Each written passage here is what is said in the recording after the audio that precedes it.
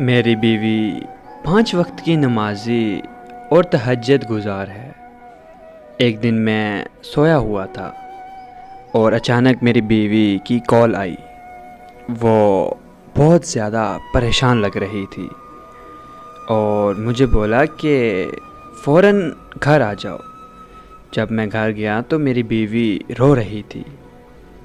جب میں نے اپنی بیوی سے وجہ پوچھی تو وہ مجھ سے کہنے لگی کہ میں نے جب آپ کو کال کی تب آپ کہاں تھے؟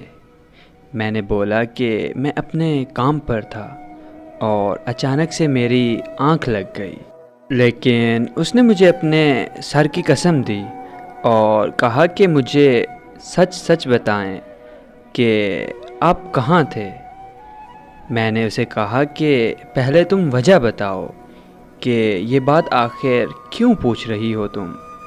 تو اس نے مجھے بتایا کہ آج ایک فقیر آیا تھا، اس نے صدا لگائی تو جب میں نے اسے روٹی پکڑائی تو اس نے میرا ہاتھ پکڑ لیا۔ میں بہت زیادہ گھبرا گئی اور میں نے دروازہ بند کر دیا اور پھر آپ کو کال کی۔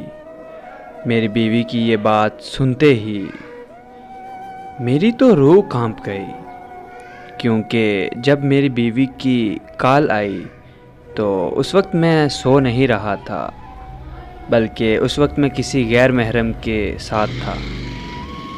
میں بہت زیادہ پریشان ہوا۔ میں نے فوراً اپنی بیوی سے اپنی غلطی کی معافی مانگی اور اپنے خدا سے اپنے گناہوں کی معافی مانگی۔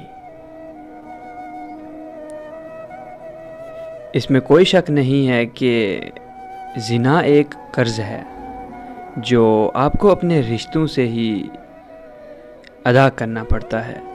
میری دعا ہے کہ اللہ پاک ہم سب کو نیک ہدایت سے نوازے اور سیدھے راستے پر چلنے کی توفیق عطا فرمائے، آمین۔